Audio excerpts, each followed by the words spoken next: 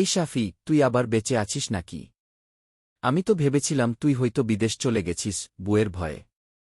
ধুর, তুই না একদম একই রকম আছিস। সময় কেটে গেছে, বয়স বেড়েছে, তবু মুখের ধান্দি কমেনি।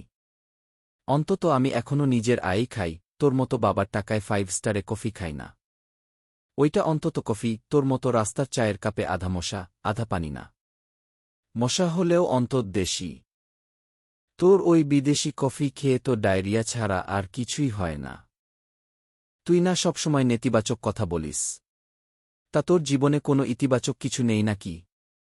আছে তো, তবে তোকে দেখলেই বোঝা যায় যে আমি আসলে কতটা ভালো মানুষ। ধুর, তুই তো একদিনও আমার ছাড়া টিকতেই পারবি না। সত্যি বলছিস তো? তাহলে আজ বিকেলে আড্ডা না দিলেই প্রমাণ হয়ে যাবে তুই আসলে আমাকে ছাড়া টিকতে পারিস না। আচ্ছা ঠিক আছে, তবে একটা শর্ত, চায়ের বিল তুই দিবি। তাতে অসুবিধা নেই, তবে মশাগুলো তোর জন্য রিজার্ভ করে রাখব।